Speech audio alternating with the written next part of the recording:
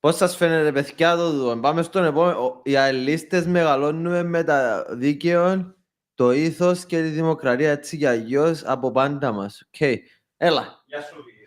Χαίρετε. Έλα, κάτσε να με. Ερχόμαστε μετά από 20 μήνες. Α, οκ. Λοιπόν, είναι στη πτήση των κινητών. Είσαι και εσύ, έτοιμοι να πετάσουν. είσαι στα ΟΕΚ και Όχι, εσύ. δεν είμαι στα ΟΕΚ, αν είμαι στην G3 είμαι εθνοφύλακας. Οκ. Α, έτυχε και ευκάλαμε για Έτυχε μέσα και στο... βγάλαμε φωτογραφία, γιατί ήμουν Οκ. από τους πρώτους που επιστέψα σε σέναν. Ήταν Οκ. μόλις ξεκίνησε στην προεκλογική εκστρατεία, να θυμάσαι. Έκαναμε που ήταν πριν τις εκλογές. Πριν τις εκλογές αρκετά, σου είπα ότι να σε ψηφίσω και η πρώτη σου ερώτηση πόσο χρόνο είσαι. Δηλαδή, σαν να μην επίστευκες ότι ένας άνθρωπος 53 τότε, 54 τώρα. Δεν τα εμπιστεύω. Δεν θα σε πιστεύω. Νόμιζα ότι να πιω 0%, άρα δεν Εγώ να σου πω εμπιστεύω ότι πολύ. υπολόγιζα ότι θα πάλευκες να κερδίσεις την έδρα του Δίκο. Οκ. Τελικά έπιασε την Πουτακέλ, εντάξει. Κάποιος έπρεπε να τη χάσει. Πρέπει να τα δούμε λίγο ποιος είσαι, τι κάνεις, με τι ασχολείσαι. Ονομάζομαι Σωτήρης Νικολάου, είμαι 54 ετών, είμαι νηφευμένος και πατέρας 3 ενήλικων παιδιών. Εργάζομαι σαν επιστάτη, στη θέση του επιστάτη σε μια μεγάλη κυπριακή βιομηχανία, στο τμήμα εξυπηρέτησης των πελατών. Τι ακριβώς, δεν είναι πολύ καταλάβα τι κάνεις. Εντάξει. Είμαστε εργοστάσιο, παράγουμε. Τι παράγεται. Ας το αφήσουμε, Οκ. δεν χρειάζεται. Οι πελάτες έρχονται να παραλάβουν τα προϊόντα μας και εμείς είμαστε το κομμάτι που τους φορτώνουμε, που τους εξυπηρετούμε. Οκ, πόσα χρόνια δουλεύει τσά. 35. Α, που μητσής δηλαδή. Απολύθηκα στις 4 Δεκεμβρίου του 1990, στις 5 Δεκεμβρίου έπιασα δουλειά εκεί και είμαι εκεί ακόμα. Και τι κάνεις ακριβώς, η δουλειά σου. Μαζί με τους 9 συνεργάτες μου και τον προϊστάμενο μας διευθυντή, συντονίζουμε τα διάφορα πόστα. Πόσα άτομα δηλαδή. Έχω 9 άτομα. Οι συνεργάτες μου είναι 9 άτομα. Οκ. Και συντονίζουμε αυτά τα 9 άτομα να γίνεται η δουλειά μας αψογή. Τι έμαθες τόσα χρόνια που είχαμε και θέλεις να τα κάνεις απλά στην πολιτική. Εκείνο που έμαθα είναι ότι με όσα άτομα και να έχεις να δουλέψεις μαζί τους, είναι τόσοι χαρακτήρες. Δηλαδή, εγώ έχω 9 διαφορετικούς χαρακτήρες. Πρέπει να... Εννοείς διοικείς 9 διαφορετικούς. Δεν θέλω να πω τη λέξη διοικώ. Συνεργάζομαι με 9 διαφορετικούς χαρακτήρες και πρέπει και εγώ έτσι λαλώ ότι είναι η ομάδα μου και λαλώ ότι κάνουν παραπάνω τη δουλειά μου. Ακριβώς, δηλαδή όταν αυτοί κάνουν τη δουλειά τους, φαίνομαι εγώ ότι κάνουν τη δουλειά μου καλά. Ενώ στην ουσία η δουλειά γίνεται από αυτούς. Εντάξει, εγώ έχω την ευθύνη να σταματώ συγκρούσεις, να σταματώ οτιδήποτε προβλήματα, να είμαι βοηθητικός εναντί τους, είτε σε υλικά είτε σε οτιδήποτε άλλο, για να αξιώνουν την παραγωγή μας. Άρα, τούτον το κομμάτι θέλω να το μεταφέρω στο κόμμα μας και να είμαι ένας συνδετικός κρίκος μεταξύ. Λαλή, εδόλυτες που παράγεται θέλει να μας πει. Αν χρειάζεται μπορεί να πάει κάτω παραλιακό να αγοράσει. Εμείς όχι. Οκ. Πάμε, να κάνουμε και ένα αστείο να γελάσουμε. Πες μας να δούμε λίγο πώς και βάλες υποψηφιότητα. Πώς και βάλε υποψηφιότητα. Όταν αναφέρεις σε κάποια TikTok ότι λοαρκάζεις να κάνεις κόμμα, σου έγραψα ένα σχόλιο ότι μην το κάνεις. Μείνε τζάμε που είσαι. Όμως δεν ήξερα ότι ο στόχος σου ήταν να κάνεις το όνειρο της άμεσης δημοκρατίας σε όραμα. Να εξηγήσουμε μεταξύ όραμα και όνειρο. Το όνειρο είναι κάτι φανταστικό που δεν πρόκειται να γίνει. Σε στον καναπέ και κάθεσαι, αν εκέρδιζε το λαχείο μου, όραμα είναι να αγοράσεις και κανένα λαχείο. Να κάνεις μια κίνηση, να βάλεις στόχους, να βάλεις βήματα, να τα επιτύχεις. Άρα, μπορεί κάποτε κάποιοι να ονειρεύτηκαν την άμεση δημοκρατία, ο Φιδίας το όνειρο έκαμε το όραμα. Άρα άρεσε σου, είπες μου να μην κάνω... Ναι, κόμμα. Γιατί... Αλλά μετά που είδες την ιδέα, αλλά λες καλά έκαμε κάτι καινούργιο. Σίγουρα, ναι. Οκ, άρα άρεσε σου ως ιδέα. Ναι, ως ιδέα και... Εντάξει, αν έκανες ένα κόμμα και έμπαινες με 2, 3, 4 βουλευτές χωρίς τη συμμετοχή του κόσμου, τι θα έκανες? Τίποτε. Ίσως τα μεγάλα κόμματα σε μια πλειοψηφία να σε χρειάζονταν και τέλειωσε. Τα προβλήματα του κόσμου... Ενώ τώρα που είναι κάτι εντελώς διαφορετικό που ξέρουμε και ένα πολύ καλό marketing πράγμα. Δηλαδή τούτο να πεις ότι τούτο είναι τούτο που ξέρουμε, είναι κάτι διαφορετικό. Λαλό και εγώ δεν ήθελα να έρθω και να κάνω έναν κόμμα. Απλά λίγο καλύτερο που τα άλλα. Δεν θέλεις να πάει. Είναι τελείως διαφορετικό. Ναι, ακριβώς ότι σε κατηγορούν ότι το κόμμα που έφτιαξες έχει ιδεολογία. Θέλουμε ιδεολογία. Ευχαριστούμε. Τις ιδεολογίες είδαμε. Έχουμε την αριστερή ιδεολογία, την δεξιά ιδεολογία, την κεντρώνη ιδεολογία. Και γιατί δηλαδή, αν κάτι το αριστερό είναι καλό, πρέπει να το απορρίψω, γιατί είμαι δεξιός. Και έτσι γίνεται. Ζήσω στο Ευρωκοινοβούλιο, ζούμε το και εμείς στην Κύπρο. Είναι κυβέρνηση ο συναγερμός, το ΑΚΕ ψηφίζει τους προπολογισμούς πάντα εναντίον. Ήταν το ΑΚΕ κυβέρνηση, ο συναγερμός δεν ψήφιζε τους προπολογισμούς. Γιατί ήταν ακελικοί προπολογισμοί. Τούτο νομίζω εν το καλό, θέλουμε ιδεολογία. Όχι όμως ότι θέλουμε αρχές, όχι ότι θέλουμε αξίες, αλλά όχι τούτες τις στήρες ιδεολογίες. Πες μαζί να που φαντάζεσαι. Γενικά, να που θέλεις να αλλάξεις, γιατί έκαμες το πράγμα, γιατί τι είναι το όραμα σου και θέλεις. Έχω αναμειχθεί στα κοινά, που πολύ χαμηλό επίπεδο, που μέλος Κοινοτικού Συμβουλίου. Έχω δει πώς αντιδρά ο κόσμος που παίρνει την εξουσία στα χέρια του. Η πρώτη του κίνηση είναι... Μπράβο Σωτήρη, είσαι ένας λεβέντης λάλος. Ευχαριστώ. Λοιπόν, έτσι μου λέγει η μαμά μου. Λοιπόν, είδα ότι ο κόσμος που παίρνει στα χέρια του την εξουσία προσπαθεί να την οικειοποιηθεί. Αυτό το πράγμα εμένα δεν μου αρέσει.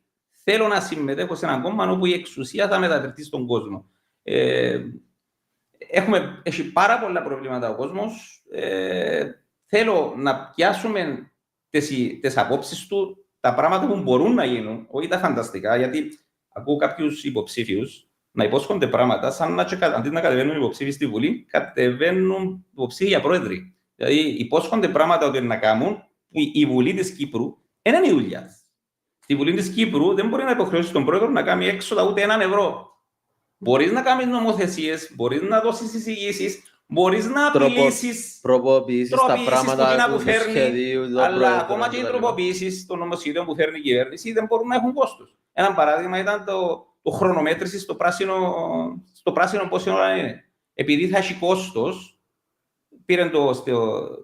έστρεψε το πίσω στη Βουλή ως αντισυνταγματικό και δεν έγινε. Θεωρώ όμως έτσι ένα μικρό παράδειγμα, οι Βουλή μας έχουν ευθύνη. Γιατί θα μπορούσαν, αφού ήθελαν πραγματικά να μπει ο χρονομέτρης και να μην υπάρχει αυτή η αδικία στον κόσμο που την παθαίνει, εν προλαβαίνει και περνάμε κότσινο, θα μπορούσαν να πούν ότι στα φώτα που έχουν κάμερα, το πρόστιμο όταν περνά στο κόκκινο είναι €10. Τότε η κυβέρνηση είχε να αναγκαστεί να βάλει χρονόμετρο για να επανέλθει στα 300 το πρόστιμο. Νομίζω πολλές φορές οι βουλευτές μας ψηφίζουν κάτι για το Αθήνες. Εσυχίστηκα, δεν καταλαβαίνω να μου προτείνεις. Sorry που είναι να πούμε έτσι, αλλά αρέσκει μου να καταλαβαίνω 100%. Λοιπόν, είπαμε ότι οι βουλευτές μας ψήφισαν έναν νόμο που υποχρέωνε την κυβέρνηση να βάλει χρονομέτρες στο πράσινο. Δηλαδή να ξέρεις εσύ που είσαι, περνάς ή έρχεσαι από μακριά, ότι σε 10 δευτερόλεπτα, σε 5, σε 4, να ψει ο κότσινο.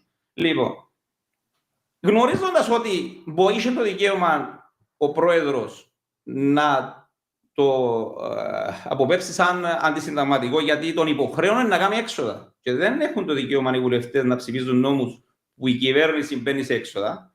Ψήφισαν το. Ακύρωσε τον ο πρόεδρος γιατί έχει κόστος. Αν έλεγαν όμως ότι ψηφίζουμε έναν νόμο που υποχρεώνει να μπουν σε όλα τα πράσινα χρονομέτρες. Εάν στα φώτα που έχουν κάμερα, το πρόστιμο όταν περνάς κόκκινο είναι €10. Οκ, ώστε να μαζέψουν τα λεφτά. Όχι, τα φώτα που δεν έχουν χρονομέτρη είναι €10. Άρα της κυβέρνησης δεν της συμφέρει να εισπάρτει €10 γιατί περάσει με κότσινο. Θα μπορούν και έτσι ήταν μια πίεση να προχωρήσει ο πρόεδρος να δεχτεί τον νόμο και να μπουν υποχρεωτικά τα χρονομέτρα. Αφήνει τον κόσμο εκτεθειμένο και οι ίδιοι βουλευτές έχουν ευθύνη. Και πολλά άλλα θα μπορούσαν να γίνουν, να πιέζοντας την κυβέρνηση να κάνει το σωστό. Ήταν ένα απλό παράδειγμα. Ναι, αλλά ο κόσμος μείνεται σε αυτό το παράδειγμα και δεν καταλαβαίνει τους στόχους του κυρίου. Τους στόχους σου, τα πράγματα που θέλεις. Πρώτα, είμαι ένας που τον κόσμο. Έχω παντρευτεί, έχω χτίσει σπίτι, έχω κάνει παιδιά, έχω μεγαλώσει παιδιά, έχω περάσει από το στάδιο των φροντιστηρίων, του άγχους, της δόσης. Λοιπόν, θέλω που τούν την εμπειρία για όλα τα θέματα, ας το μικρό παράδειγμα του πράσινου στα φώτα τροχιάς που έφερα για να εξηγήσω ότι οι βουλευτές πολλές φορές ψηφίζουν για να ψηφίσουν. Ξέρουν ότι η ψηφοφορία τους δεν θα περάσει, αλλά το κάνουν για να νομίσει ο κόσμος ότι διαφερθήκαμε για τον κόσμο. Εμείς ψηφίσαμε νόμο, ο κακός ο πρόεδρος δεν τον εφάρμοσε. Δεν μπορούσαν να πάρουν έναν νόμο που θα υποχρέωναν τον πρόεδρο να τον εφαρμόσει. Οκ, εντάξει, έχουμε τον χρόνο να αντιλαμβάνουμε, να μιλήσουμε για κάποιες ιδέες, για όσον αφορά το στεγαστικό, όσον αφορά κάποια άλλα πράγματα. Άρα εσύ οι προτεραιότητες σου κάπως είναι να είναι... Δεν θεωρώ ότι η προτεραιότητα μου είναι το πράσινο στην τροχιά, αλλά η προτεραιότητα μου είναι τα 6 πιο βασικά. Είναι το οικιστικό, είναι Το οικιστικό εννοείς? Οικιστικό. Εννοείς τα σπίτια, η ακρίβεια να χτίσεις και να νοικιάσεις. Εμείς της ηλικίας μου φανήκαμε τυχεροί γιατί με κάποιους μισθούς χτίζαμε σπίτι. Τώρα είναι όνειρο να πιαστώ. Δηλαδή, κάποιος που ενδιαφέρεται τώρα να αγοράσει ένα διαμέρισμα διάρρη στη Λεμεσό κοντά σε Μάντρες, 270.000. Η τράπεζα λέει του πρέπει να μας φέρει στις 50. Μα πού έφερε? Λοιπόν, αν καταφέρει με κάποιον τρόπο, με βοήθεια του γονιού, ή που το γάμο που έκαμε, το γάμο να δώσει τις 50, τότε ξεκινάει μια δόση των 1.030 ευρώ για να το εξοφλήσει στα 30 χρόνια με πάνω από 4% επιτόκιο. Γιατί να είναι πάνω από 4% επιτόκιο? Γιατί να μην είναι 2% το επιτόκιο?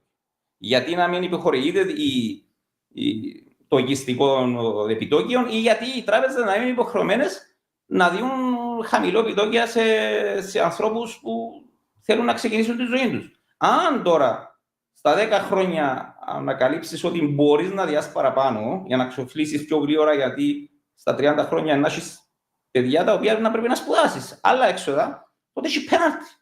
Δηλαδή, που έχει ξανακούστηκε. Πέναρτι γιατί θα ξοφλήσεις το δάνειο πιο γρήγορα. Σοβαρό το πρόβλημα ο τρόπος που οι τράπεζες χειρίζονται τον κόσμο. Όχι μόνο εκείνους που εσύ μετάφερες το πρόβλημα τους στο Ευρωπαϊκό Κοινοβούλιο. Είναι μια απορία από τον κόσμο και θέλω να σε ρωτήσω, γιατί στήριξε κάποιος Κύπριος Ευρωβουλευτής? Εγώ ξέρω την απάντηση. Γιατί αναγκάστηκε να πάει σε Ελλαδίτη? Εντάξει, σε εκείνη την επιτροπή ήταν, επειδή όπως λειτουργούν τα πράγματα, οι υπεύθυνοι ήταν 7 ευρωβουλευτές, ένας από κάθε κόμμα, και ο υπεύθυνος ήταν κάποιος Ελλαδίτης, άρα γι' αυτόν έπιασε Ελλαδίτη, αλλά εντάξει. Στήριξε και λίγο ο Γεωργίου, προσπάθησε και εκείνος να το κάνει, αλλά μετά που έκαναμε το βίντεο, να το εξηγήσουμε στο επόμενο βίντεο. Αλλά ήταν... Είναι που ακούω τον κόσμο και θέλω να την ακούσω σε έναν... Και ό,τι και να είναι, μπορώ να κατηγορήσω κανένα συνάδελφο. Όχι, σίγουρα. Okay. Άρα πάμε να συνοψίσουμε, έχεις ένα λεπτό να πεις στον κόσμο ό,τι θέλεις. Τι θέλεις να σου πεις, καταρχήν θύμεις τους που βάλεις υποψηφιότητα, το όνομα σου, το επίθετο σου. Επαναλαμβάνω ότι ονομάζομαι Σωτήρης Νικολάου, βάλω στην επαρχία Λεμεσού. Γιατί να με ψηφίσουν εμένα? Γιατί να με ψηφίσουν εμένα? Το κόμμα της άμεσης δημοκρατίας, είτε οι πολιτικοί μας το θέλουν, είτε ο κύριος Θεμιστοκλέους που είδαμε το βίντεο του σήμερα με το μένος που είχε, έξερε να έρθει στο podcast του για να πιάει views, για να το δει ο κόσμος, αλλά μετά δεν ξέρει τι έκαμες και έχει παράπονο γιατί δεν έγραψες κάτι ως τώρα, γιατί πρέπει να γράψεις τι είναι να κάνεις. Σημασία έχει τι κάνεις, όχι τι γράφεις ότι είναι να κάνεις, αφού ο κόσμος ευαρέθηκε το να γράφουν τι είναι να κάνουν χωρίς να το κάνουν. Λοιπόν, συνοψίζω. Είτε το θέλουν οι πολιτικοί μας, είτε το θέλουν, το κόμμα της άμεσης δημοκρατίας θα βρίσκεται στη Νέα Βουλή. Μπορεί να μένει με 10 βουλευτές, μπορεί να είναι με 8, μπορεί να είναι 6, μπορεί να είναι με 2. Γιατί κάτω από 2 κανονικά έγινε. Μπορεί και με 20. Μπορεί και με 20. Να μην απονούμαστε. Λοιπόν, άρα, αφού θα είναι που θα είναι, εγώ καλώ τον κόσμο να κατεβάσει το Αγορά και να επιλέξει τους υποψήφιους, τους 56 υποψήφιους του κόμματος, γιατί κάποιοι από τους 56 θα είναι βουλευτές. Λοιπόν, δεν θεωρώ ότι εγώ πρέπει αμάν να είμαι στους 56. Θέλω να ελπίζω ότι θα είμαι. Νομίζω ότι μπορώ να βοηθήσω το κόμμα να γίνει ο συνδετικός κρίκος ανάμεσα του κόσμου και της Βουλής. Έχω ιδέες, δεν μπορούμε τώρα μέσα σε 10 λεπτά να τις αναλύσουμε. Μόνο το πράσινο φως δεν μπορείς να... Ήταν ένα μικρό παράδειγμα που Αστείο. θεωρώ ότι ήταν εύκολο ο κόσμος να καταλάβει πώς η Βουλή μπορεί να υποχρεώσει την κυβέρνηση να αλλάξει μια νομοθεσία παρόλο που θεωρείται αντισυνταγματική. Απλώς δεν θέλουμε, γιατί και θεωρώ πολλές φορές και κάποια κόμματα βάλουν νομοθεσίες, βάλει η κυβέρνηση, γνωρίζοντας ότι η πλειοψηφία να την ψηφίσει όχι, για να δείξουν ότι εγώ ενδιαφέρθηκα για τον κόσμο, είναι οι υπόλοιποι. Πολλές φορές περνούν και ξέρουν ότι είναι βιώσιμο, δεν θα γίνει ποτέ. Έκαναν τον νόμο, αλλά δεν τον τηρεί ο κόσμος. Όχι ο κόσμος, δηλαδή... Όχι, ο κόσμος. Ξέρεις ότι, πρόσεχε, μπορεί να σε γράψει η αστυνομία, αν τρέχεις με το άλογο σου πάνω από 65 χιλιόμετρα. Υπάρχουμε έτσι, ψηφίσαμε έτσι νομοθεσία. Ή αντινάσεις στο χαλί. Εντάξει. Λοιπόν, είπαμε ότι είτε το θέλουν είτε όχι, κάποιοι θα είναι από την άμεση δημοκρατία στη Βουλή. Τέλεια. Θυμίζουμε όνομα επίθετο. Σωτήρης Νικολάου Λεμεσός. Σωτήρης Νικολάου, κυρίες και κύριοι, Λεμεσός. Αν θέλετε, κατεβάστε το app και δείτε όλους τους υποψήφιους που έχουμε. Ειδικά στη Λεμεσό. Όχι, ειδικά στη Λεμεσό, σε όλη την Κύπρο. Ευχαριστώ, να είσαι καλά. Εγώ σε ευχαριστώ. Ευχαριστώ για ο χρόνος. Bye. Bye bye.